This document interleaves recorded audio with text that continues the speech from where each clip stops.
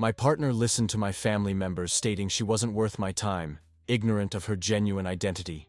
And when she finally unveiled her real story, they were embarrassed and started requesting forgiveness. Be me, 29-year-old guy. Until a few months ago, genuinely thought I had one of those rare peaceful lives people envy. Married my high school sweetheart Lily when we were both 24. Bought a modest home in a quiet neighborhood in Chicago. Landed a stable job as a civil engineer that let me clock out at 5 every day. My family loved her, or at least that's what I believed for years. They always greeted her with hugs, brought her little gifts, joked with her. The way they acted around her, you'd think she was their favorite person. Didn't question it. Why would I? Few months back, planned a weekend trip to visit my parents. They live just 2 hours away in Madison. We go a few times a year. Lily offered to help my mother plan their upcoming anniversary party. She had Pinterest boards ready, sample menus, floral arrangement ideas. She was all in. My mom seemed excited too.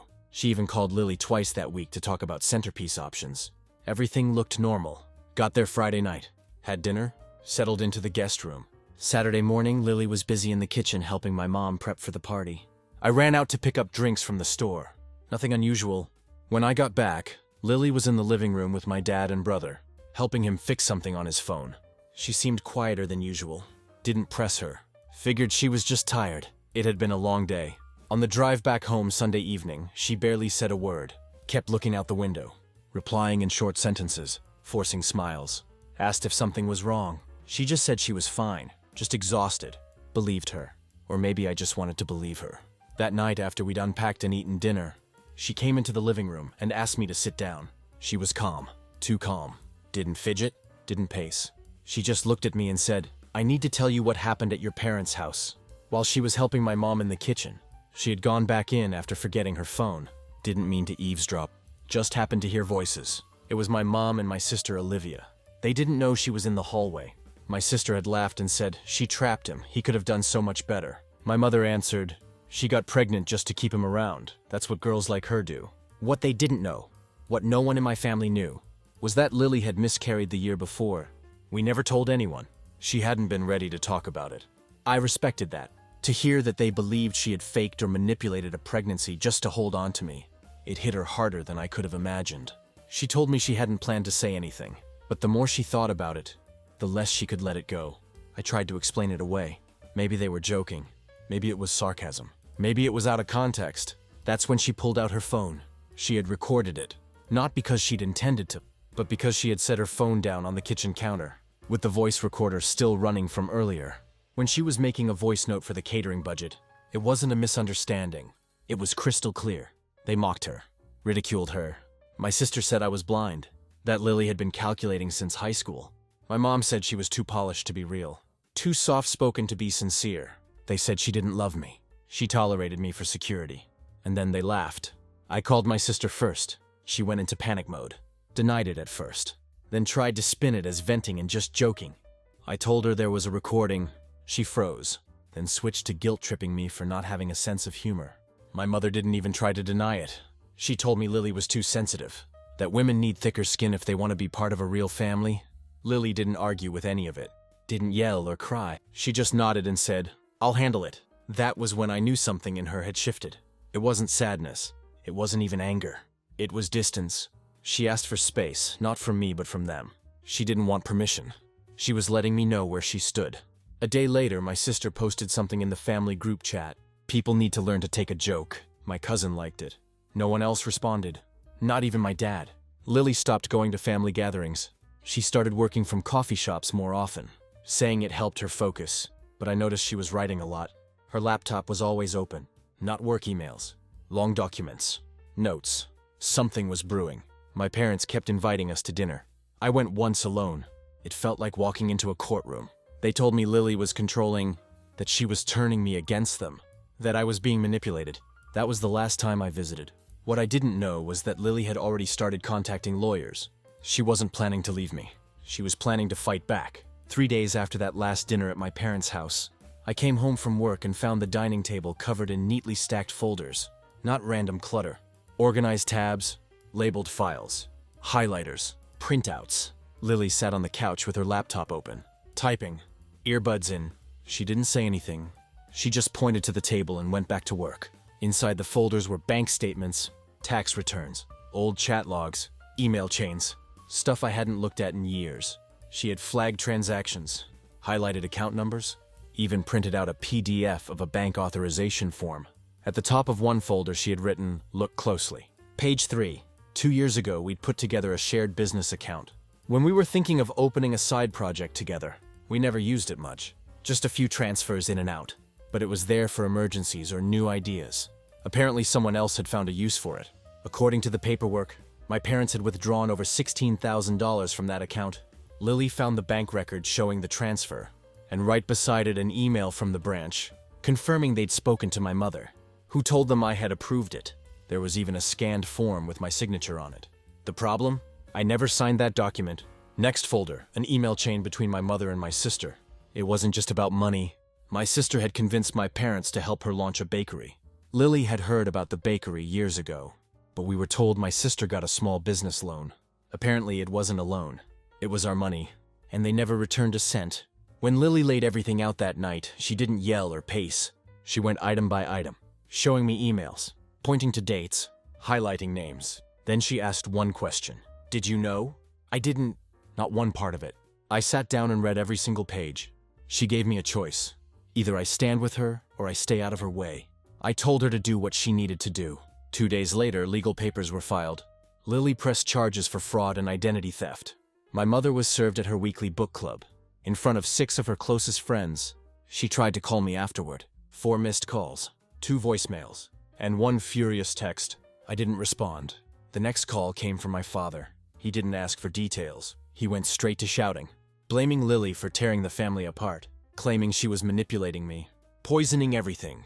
I told him they had done that all on their own. Then I blocked his number. That same evening, my sister posted on her social media, long dramatic caption about betrayal, about outsiders ruining sibling bonds, about how people should keep private matters off legal documents. She didn't use our names, but she didn't have to. Her friends flooded the comments with sympathy. A few even messaged me trying to explain her emotional state. I ignored every single one. Lily didn't go online to defend herself. Instead, she sent one email, a single message to our extended family. She attached everything: the fake authorization form, the bank statements, the emails. No commentary, no rant, just the subject line, "Here's the truth." 3 cousins responded within the hour. They had their own stories. My parents had borrowed money from them too. One cousin had given them $5,000 years ago during a health scare. They promised to pay him back within 6 months. It never happened. Another cousin's college fund disappeared after my parents offered to manage it. A few days later, my sister showed up at our house. Not calmly. She parked half on the lawn and started screaming before she even made it to the front door. She said we had ruined her future, humiliated her, turned everyone against her. Lily didn't engage. She called the police. My sister was given a formal trespassing warning and told not to return. We haven't seen her since. The anniversary party never happened. The group chat went quiet. No one brought it up again. It just disappeared from the calendar like it had never been planned in the first place. My father sent one last message before I blocked him. Said I had chosen wrong and burned bridges that couldn't be rebuilt. I didn't reply. A week after that, a family friend who sits on my father's business board pulled out of a long pending real estate deal. He had seen the documents Lily sent. One discovery led to another. My father's financial records were being picked apart by more than just family now. That fallout's still unfolding. Not everyone turned on us. One of my aunts called Lily. She didn't make excuses. She said she had seen this behavior for years and stayed quiet. She said Lily was the first one to actually stand up to it. A few days ago, my parents tried again. A hand-delivered letter this time, saying they still believed I could come to my senses, and that there was still time to leave Lily and make things right. I shredded it and tossed it in the bin. I haven't spoken to either of them since. Lily didn't respond to the chaos with noise.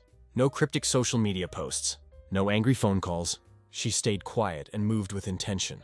The same way she used to handle client crises back when she managed legal compliance for nonprofits. This was just another kind of project. One she had been unknowingly preparing for her whole life.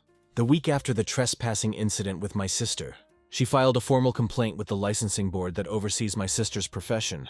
Not out of spite, just facts. Fraud charges, police records, bank documents. Everything was submitted neatly in order. 2 weeks later, my sister's license was suspended pending investigation. She found out through a letter taped to her front door. She blamed Lily, obviously. left voicemails on her friends' phones, posted vague threats online. But legally, she wasn't allowed to contact us anymore. Lily didn't respond. Neither did I. That's when the smear campaign began. My parents switched strategies. They started telling extended family, old neighbors, even people from church, that Lily was unstable, that she had isolated me from everyone I loved. According to them, she was obsessed, controlling, dangerous. A few people believed it. Most stayed quiet. But one of my mother's old coworkers emailed me screenshots of texts she had received from her. They were long rants full of lies. Our lawyer sent cease and desist letters the next day. One went to my parents' house. It arrived in a white envelope along with a bouquet of white roses. No note, just silence. The split in the family got worse.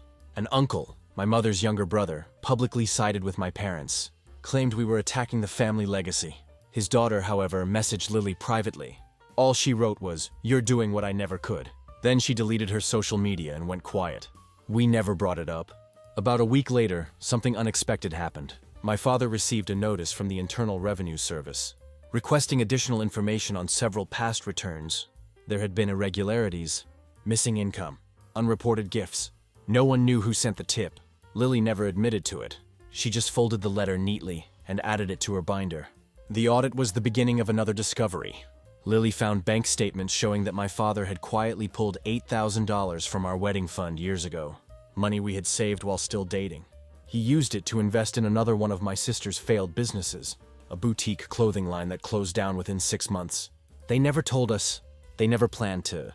Lily found out through a paper trail they thought no one would check. That was the final straw.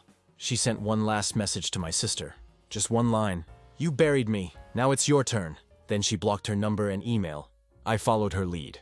We blocked every cousin, aunt, uncle, and old friend who chose their side. We weren't arguing anymore. We were done. A few people reached out later. Mostly old friends I hadn't spoken to since college. One of them said, "Your wife is terrifying, man." I told him, "She's just finally free." No one had seen this side of her before, not even me. Lily started therapy around that time. Not because she was falling apart, but because she wanted to focus her anger. She walked into those sessions like she walked into court. Organized, clear, determined. Her therapist said she had one of the sharpest minds she'd ever met. Within a month, Lily had turned those sessions into something bigger. One afternoon, she got a call from a college friend who worked in publishing. The friend had seen some of the writing Lily had started sharing in private circles. Essays, breakdowns of what happened, reflections on how manipulation hides behind politeness. That friend pitched a deal. Lily didn't say yes right away. She asked for full creative control. No ghostwriter, no editor rewriting her voice. She started writing the next week. She called the book The Daughter-in-Law. It wasn't a revenge story. It wasn't even about our family directly. It was part survival guide, part roadmap for women dealing with subtle control dressed up as family love. She wrote it like a manual for every person who didn't have the proof we had at home. She wrote with headphones on, typing late into the night. She didn't rush it. She outlined every chapter, linked every section to real-life resources, spoke to therapists, attorneys, women's advocacy groups. It became more than a book. It became her voice. I started seeing her differently, not as someone I had to protect, but as someone who had already saved herself a long time ago. She had just waited for the right time to show it. The last time anyone from my family tried to reach us was through a forwarded email from a cousin. It was a scanned note from my mother complaining that her reputation had been unfairly damaged, and that Lily should consider apologizing before it's too late. We didn't reply. The lawyer added it to the file. Lily finished her book last night, and she's not done. It started with a text from an old college friend. She mentioned how someone claiming to be from an event planning agency had called her months after our wedding, pitching her an exclusive retreat package. At the time, she assumed it was just random spam. But then she said the caller knew her full name, her job title, and the table she sat at during our wedding reception. Lily dug into it immediately.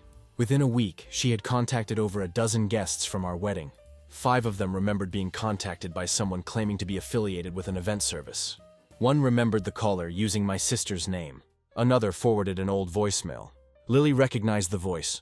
Apparently, my sister had taken our wedding guest list and used it to build a cold call database for a business she was quietly launching on the side. She never mentioned it to us. It wasn't in her marketing materials, and none of the guests ever opted in. Lily filed formal complaints with the Better Business Bureau and submitted a report to a state fraud tip line. She included call logs, guest statements, and an archived version of my sister's now defunct website. which had listed the retreat company under a different name. No one had connected it before. That same week, a local reporter contacted Lily. Word had spread through community forums about financial misconduct tied to a well-known family in the area. Someone had dropped a hint about the licensing board suspension and the police involvement from earlier. The reporter asked for a meeting. Lily agreed, but only off the record and only with her lawyer present. While the reporter started digging, my sister made a move of her own. She began emailing old wedding guests again, this time with a new story. She claimed Lily had hacked her business contacts, that Lily was unstable, that she was the real victim. She begged for character references and tried to spin it all as a family misunderstanding gone public. Lily didn't answer. She sent everything to her attorney. Within days, new cease and desist letters were issued, not just to my sister but also to my mother and father, who had been forwarding the same emails from their accounts. Once the letters were served, we blocked them permanently. No calls, no texts, no emails. From that point forward, they were legally required to go through counsel for any form of contact. Then came the leaks. One by one, old group chat screenshots started showing up online. Lily had forwarded them to a trusted contact in advocacy circles, who anonymously began sharing them in response to the ongoing smear campaign. It was from a few months before all of this blew up. In it, my mother had been planning to humiliate Lily during a family dinner. Fake compliments, underhanded jabs, even a script of what to say in front of others. My sister had responded with laughing emojis and added her own suggestions. Lily read through the screenshots, thanked the cousin, and forwarded the entire chat log to the reporter. That was the moment things started to turn public. The reporter began expanding the story. What started as a piece on family tension shifted into a wider investigation, one that looked into misuse of funds, possible identity theft, and harassment tactics used to silence someone who spoke up. The article wasn't published yet, but the buzz was enough to cause problems. My father's company called an emergency board meeting. By the end of the week, he was placed on administrative leave. Officially, it was phrased as a leave of absence pending internal review. Unofficially, his name was becoming a liability. Shareholders had started asking questions. Someone from his industry network forwarded screenshots from the family email thread that had been circulating quietly for weeks. In our neighborhood, things got strange. People stopped making small talk at church. A woman who had always smiled at us avoided eye contact. Someone told us my sister was going around saying she'd been canceled by her own family. Apparently, she was telling people she'd lost everything because she stood up to Lily. Most people didn't buy it, but some did. Lily didn't respond to any of it. She started focusing on documentation. Every email, every voicemail, every legal form, every financial record. She uploaded it all into a secure archive. It was organized by incident, cross-referenced by date, and backed up in 3 different places. Her attorney called it one of the most well-prepared personal case files he'd ever seen. It wasn't just for legal protection anymore. It was proof, a record, something no one could deny, distort, or destroy. She started adding voice memos to the archive, not for anyone else, just as a way to timestamp what had happened in her own words. She spoke clearly, briefly, like she was reading court notes. The more she added, the more obvious it became. This wasn't about revenge. This was about truth.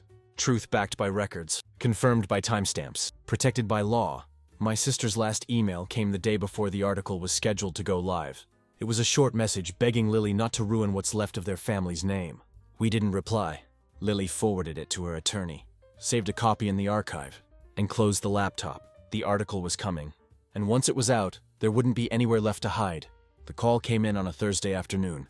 Lily's college friend, the same one who had helped with her book deal, was working on a documentary series about modern family systems and generational control. After seeing the outline of Lily's story, she pitched the idea of turning it into a full feature. Lily agreed, but only under one condition: full creative control. No producers watering it down. No re-edits to soften the impact. Within a week, a small crew was in our home. Nothing flashy, just 2 cameras, a sound tech, and a handheld stabilizer. They filmed everything. Interviews with Lily, walkthroughs of her documentation, even quiet moments where she worked on her digital archive. They didn't chase drama. They captured detail. They followed her to meetings with her lawyer, her therapy sessions, and even a short conference where she gave a talk about boundary setting and toxic families. Every step was built around transparency. News of the documentary leaked before we were ready. A cousin who hadn't spoken to us in months posted a vague status on social media, just enough to stir the pot. Within hours, the family group chats lit up. Not the ones we were part of, but the ones we used to be in. Someone forwarded screenshots. My sister called her attorney.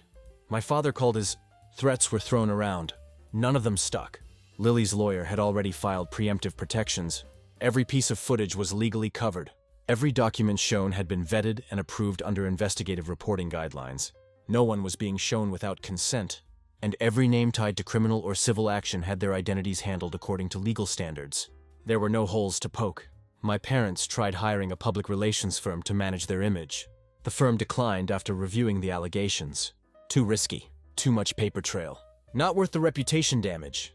That rejection was never supposed to go public. But someone leaked the email the firm had sent. It circulated fast. Then came the next hit. One of my cousins, this one on my father's side, contacted Lily privately. She had found old bank documents her father had been holding on to. They showed that years ago my father had moved money out of a trust fund that was originally meant for both my sister and me. My sister got her half early. I never saw a dime. It had been done quietly, buried under legal language, without ever notifying me. Lily told me to get my own attorney. I did. We filed motions to review all financial records tied to that trust. My father had used our childhood savings to fund bad investments, personal purchases, and loans to friends. The documentation lined up with tax records, emails, and even one message he had sent joking that he hoped I'd never notice. While the legal process was underway, a teaser for the documentary went online. Just 2 minutes. Lily speaking calmly over a montage of documents, screenshots, and short clips of her organizing files. It didn't mention names. It didn't need to. The comment section filled up within hours. Thousands of people watched. Some tried to guess who the story was about. Others just wanted to see the full version. Lily didn't respond to any of it. She wasn't chasing attention. She just wanted the story on record. Not long after the teaser dropped, she received anonymous threats through email. Messages warning her to stop, calling her names, making vague threats. She reported every one of them to law enforcement. We installed new cameras outside our home, upgraded our alarms, and began limiting public appearances. Lily's publisher put out a quiet statement confirming the harassment, but didn't add fuel to it. Then the leaks began. One by one, old group chat screenshots started showing up online. Not from us. Someone else had access and started releasing the messages in pieces. These weren't edited or taken out of context. They were real conversations where my sister, my mother, and a few extended relatives mocked Lily, planned social pranks, and laughed about hiding certain bank transactions from me. They even joked about getting Lily drunk at a family party to catch her slipping. The comments on those posts spoke for themselves. With every release, more people distanced themselves from my parents. Friends stopped calling. Former coworkers removed them from group chats. A local charity removed my father's name from a donor list. The pressure was building. Unable to get through to me directly, my father called my workplace. He left a message with the front desk asking to speak privately about family matters. HR flagged it immediately. I filed a no-contact notice the same day. That closed the final personal channel he had left. Through all of it, Lily didn't gloat. She kept notes in her journal each time something shifted. A response, a ruling, a name being cleared. She wrote it down and moved to the next task. She didn't rush. She didn't get distracted. She stayed on track. Then came the audit. Official paperwork was served to my father's company. It wasn't connected to us directly. We didn't request it. But after everything that had gone public, someone at the state level had triggered a deeper financial review. That audit is still ongoing. The documentary has a release date now, and my father's name is no longer on any boardroom door. The audit into my father's company escalated faster than anyone expected. What started as a routine financial review turned into a multi-agency investigation.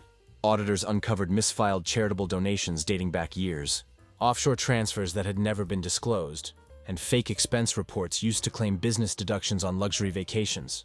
His CFO was questioned, then quietly resigned. 2 more senior staff followed within a week. Everything began to spiral. While that storm grew, my legal team made progress on our end. They uncovered a document filed with the Trust Administration Office, supposedly signed by me, requesting a delay in the disbursement of my half of the inheritance. The signature wasn't mine. It had been scanned in from another form I signed years ago and copied onto a different document. The handwriting didn't even match. That alone pushed the case from civil dispute into potential criminal fraud. A few days later, we attended a preliminary hearing. My parents' attorney tried to downplay the claims as family miscommunication. Then Lily's binder came out. Color-coded tabs, highlighted entries, timestamps. The judge paused more than once to examine the documents herself. At one point, she openly questioned the ethics of both my parents. Their attorney requested a recess. Halfway through the hearing, he wasn't ready for how deep the paper trail went. Back at home, Lily continued organizing. She pulled out an older folder she had nearly forgotten about. Inside was a notarized letter from 5 years ago. My father had signed it, promising to repay a 5-figure loan he took from our shared account. It was his handwriting, his signature, witnessed and stamped by a third party. We'd never seen a cent of that money again. News about the audit started affecting public ties. One of the charitable boards my father sat on announced a full freeze on all activity. They posted a short statement citing pending internal concerns. He wasn't mentioned by name, but everyone understood. Several of his social media profiles quietly disappeared over the next few days. No public comment, just silence. Then came the desperation. My sister launched a GoFundMe campaign. The title read, "Help Me Survive Legal Persecution." The description was vague, blaming vague in-laws and online mobs. Within hours, people flagged the campaign. It was taken down the same day. Lily didn't respond publicly. She didn't need to. The documentation spoke louder than anything else. Messages started arriving again. This time from people who had once taken my family's side. Some were old friends. A few were extended family members. They apologized. Some admitted they had believed the lies for too long. Others asked Lily for advice on how to protect themselves from financial manipulation or family pressure. She responded with links to resources, legal aid sites, financial literacy guides, support groups. No rants, just tools. Then we got an envelope. No return address. Inside were expense reports, pay stubs, handwritten meeting notes, all from inside my father's company. The handwriting matched one of his longtime assistants. It was a quiet but clear signal. Someone from the inside was done covering for him. Lily gave everything to our lawyer. More dots connected. More inconsistencies appeared. The final blow for my sister came shortly after. Her business license, already under suspension, was officially revoked. The investigation found forged vendor contracts and a fake insurance policy listed on her filings. Without the license, she couldn't operate. Without clients, she couldn't recover. The accounts linked to her business were shut down. Meanwhile, rumors started spreading that my parents were preparing to sell their second property. It was a vacation home they once bragged about in every family gathering. Now it was on the market under a quiet listing. Legal bills were stacking up. The trust fund investigation alone required multiple court filings. Lily heard the news through our lawyer. Her only response was not our mess to clean up. At home things were calm. No chaos. No arguments. Just routine. We ate together every night. Talked about our work. Planned trips. Focused on the future. The drama was still happening, but it wasn't ours anymore. Then we got the call. A major streaming platform had seen the teaser for the documentary. They wanted in full backing, global release. Lily negotiated the deal herself. She didn't just accept their terms. She rewrote them. Producer credit, editorial control, final cut approval. The deal was signed within a week. New offers followed. A client from one of my projects reached out to her privately. He was building a digital advocacy campaign about financial recovery and survivor empowerment. He wanted her voice. She agreed, but on her terms. No middlemen. No compromises. The contract paid 3 times her old consulting rate. Every time something collapsed on their side, something opened on ours. And through all of it, Lily never slowed down. She kept notes. She followed up. She listened. She rebuilt. What my family saw as destruction, she treated as blueprints. She wasn't surviving anymore. She was designing the structure for what came next. And there's still more coming. The courtroom was packed tighter than usual for the inheritance hearing. My parents sat with stiff shoulders, and my sister avoided looking anywhere but down. Their new attorney looked like he had read everything for the first time that morning. As soon as the judge began reviewing the documents, she flagged inconsistencies. My father's testimony didn't match prior filings. One signed affidavit he submitted directly contradicted earlier statements. Then Lily passed a single-page letter to our lawyer, who handed it to the judge. It was my father's signature. Dated, witnessed, notarized. It proved he'd acknowledged the transfer of funds from the inheritance trust, including how the money had already been allocated to my sister years prior. It destroyed his credibility in seconds. The judge paused, looked straight at him, and asked for clarification. My father tried to shift blame. The attorney beside him asked for a short recess. 10 minutes later, he returned alone, and informed the court he was stepping down as legal counsel, citing a lack of cooperation and ethical conflict. No one was surprised. The evidence couldn't be argued anymore. Then the subpoenaed bank records came in. My college fund had been emptied nearly 6 years ago. The money had been routed through a personal account, then wired offshore to an investment linked to my sister's now defunct fashion brand. There were emails showing my father authorizing the transfers. My name was never on any of it. The bank confirmed none of the documents were co-signed by me. It had been a clean sweep. While the courtroom unraveled, the second teaser for the documentary went live. This one included clips from private recordings. One of them caught my sister laughing about Lily's miscarriage. Muffled audio, but clear enough to recognize the voices. She'd been talking to my mother, mocking the fake sadness and calling it a ploy for sympathy. The clip wasn't long, but it was enough. The response online was instant. Her closest friends, people who had defended her just months ago, distanced themselves. One sent Lily a private apology. Another posted a public statement saying they no longer supported her. Her business social accounts were locked within hours. Sponsors pulled back. A minor podcast that had once featured her deleted the episode entirely. Lily's attorney followed the momentum. A civil lawsuit was filed against all three: my mother, father, and sister. It focused on financial fraud, breach of trust, and falsified loan agreements. The claim was structured around notarized documents, bank statements, forged authorizations, and misused business funds. Every line was backed by receipts. The timing couldn't have been worse for my father. Former employees from his company had filed a class action lawsuit days earlier. Claims of unpaid wages, fake bonuses, and misrepresented contracts started flooding in. Some came with email trails. One former staff member included recordings of internal meetings, where executives joked about delaying payments until they quit. His company froze operations while attorneys reviewed everything. A distant cousin reached out quietly. My parents were trying to sell the lake house. Not listed publicly, but word had circulated. No one offered help. No one asked for our side. We didn't respond. Lily had already filed that entire part of her life away. It wasn't revenge anymore. It was a process. My sister didn't stop. She launched another GoFundMe. This one framed her as a target of social media harassment. It didn't last the day. Dozens of people flagged it. Comments flooded in calling out her past behavior, linking to the documentary teaser and court records. The campaign was removed before it even reached $500. Then the smear campaign began. Despite having received formal cease and desist letters, my parents switched strategies and violated the order by spreading false stories to extended family, neighbors, and church members. Meanwhile, Lily was invited to speak at a women's conference on financial literacy. She accepted. No announcement, no press release. She just wrote her speech, flew out quietly, and stood on stage without shaking. A week later, a major news outlet ran a feature on the documentary. The headline read, "The Woman Who Cracked the Spine of Generational Abuse." The piece went viral. It told the full arc: manipulation, financial fraud, emotional abuse, and the legal battle that followed. It included an interview with one of the documentary producers. They called Lily relentless, prepared, and unflinching. Not long after that, my workplace HR forwarded me a voicemail. It came from my mother through the general business line. She begged to make things right, blamed Lily again, and insisted this had all gone too far. HR flagged it as harassment and passed it to legal. Then the tip arrived. No name, no details, just a secure message sent to our attorney. It claimed a federal investigation into my father's financial dealings had begun. Something about money laundering through shell companies and undeclared assets overseas. We didn't chase it, but by the end of the week, my father had disappeared from public view. His company email bounced back. His personal phone was disconnected. Someone had wiped his social media.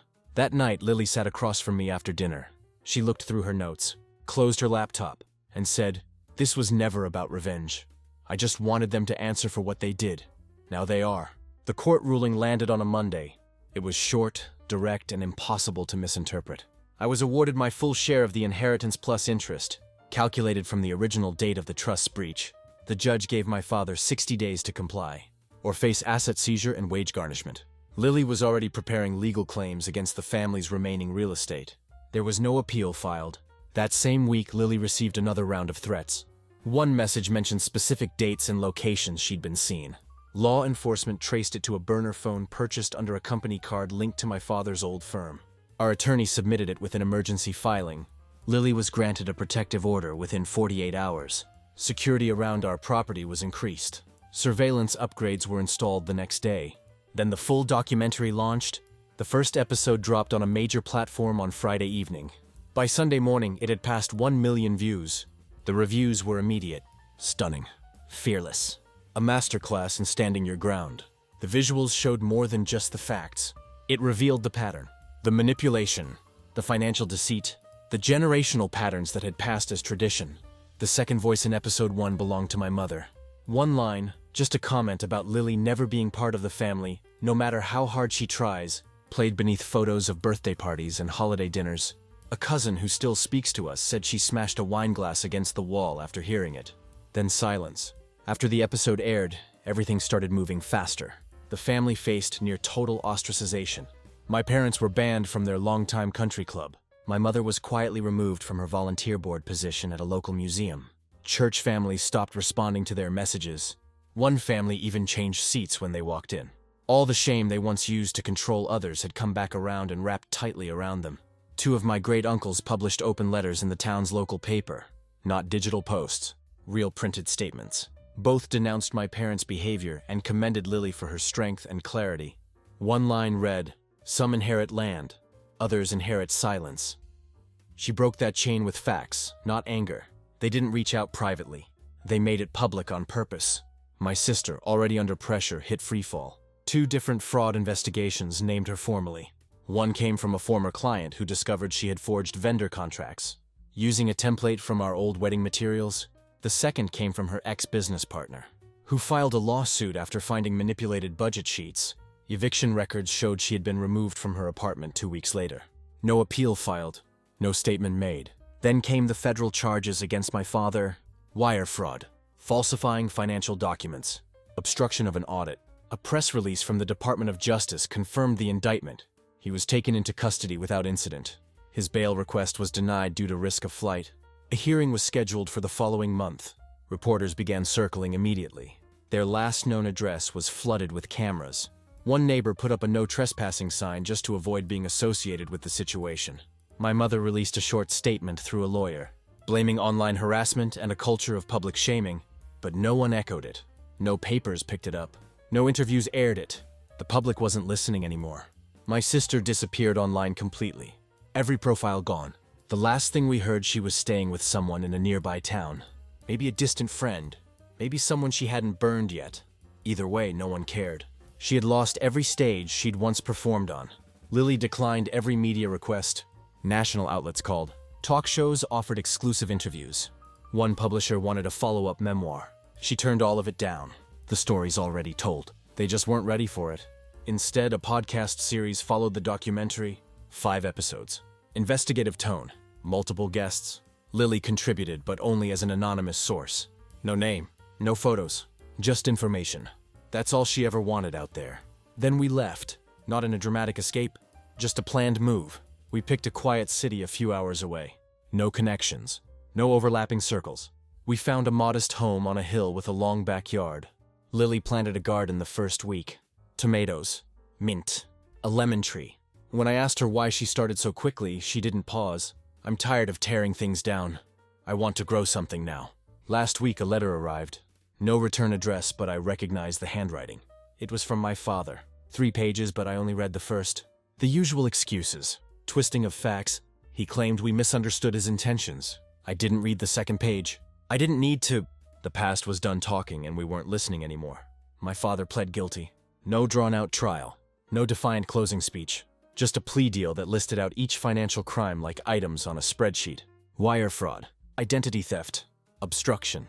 The judge sentenced him to 5 years in federal prison and ordered full restitution to every person he defrauded, me included. Court documents showed exact figures. My name was on page 4 next to a number that had been hidden for over a decade. He was let out quietly. No cameras. Just a courtroom emptied of excuses. My mother filed for Chapter 7 bankruptcy 2 weeks later. Her debts totaled just under $1 million. Most of it came from legal fees, unpaid property taxes, and defaulted lines of credit she co-signed with my father. Her filing listed 0 income, no property, no car, and no dependent assets. She now rents a single room from a friend of a distant relative. No one's heard from her since. Her phone is disconnected. The last social media post she ever made was a photo of roses. It had 1 comment. No likes. My sister reappeared once for a court hearing, where a judge formally barred her from owning or managing any business for the next 10 years. She didn't argue. She just nodded, signed the agreement, and walked out of the courthouse with a duffel bag. Someone saw her board a bus later that evening. That was the last anyone saw of her in public. Her name hasn't appeared on any digital records since. Then came the book deal. Lily signed with a major publisher after weeks of back and forth. One editor had suggested toning it down for mass appeal, but Lily walked away from that offer. Eventually, she found the right fit. Someone who respected her voice and her terms. She wrote for people who never saw the betrayal coming. The first book breaks down what financial coercion looks like, how to document evidence safely, how to build exit plans, and what survivors need to know about legal options. She didn't want to sell pain. She wanted to package power. The documentary picked up traction at film festivals, though one smaller venue backed out last minute, worried about controversy. But it was picked up elsewhere, and went on to win Best Investigative Feature at one of the biggest international festivals of the year. Lily didn't attend. That same day, she planted sunflowers across the backyard. When I asked her about the award, she didn't even check the press release. She just said the garden needed more light. Online people couldn't stop talking. Fan art, essays, group discussions. Some made video timelines piecing together the story. One post claimed Lily had rewritten what justice looks like. She ignored all of it. She had said everything she needed to say. The rest was just noise. A final hearing granted us a permanent restraining order against my mother and sister. No contact, no third-party communication, no digital messages. Not now, not ever. If either tries, it's a direct violation and punishable by law. The judge made it clear. This door is closed permanently. 3 months ago, Lily gave birth to our son. The room was quiet. She held him first and whispered, "You will never inherit their lies, only our truth." He blinked once, wrapped his tiny hand around her finger, and slept. The hospital staff complimented how calm he was. We didn't mention anything else. A month later, we legally changed our last name. Lily, our son, and me. It wasn't dramatic, just paperwork. But it was the final clean break. No more carrying a bloodline that tried to rewrite our lives. We chose a name that meant renewal. It came from Lily's grandmother, someone who had survived her own war and lived to teach others how to heal. One evening, Lily handed me a folded piece of paper. It was a letter to her past self. She had written it alone after finishing the manuscript for her second book. It wasn't about regret. It was about closure. A goodbye not to the pain but to the silence she once accepted. She folded it back up, sealed it in an envelope, and placed it in the back of her journal. She also launched a digital support group for survivors of family-based financial abuse. It wasn't marketed or promoted. It spread on its own. Within a month, it had over 10,000 members, people sharing stories, resources, and strategies. One user wrote, "I thought I was the only one until I found this group. Lily checks in daily. Not as a moderator, just as someone who understands. My therapist once asked me, 'Do you miss them?' I told him the truth.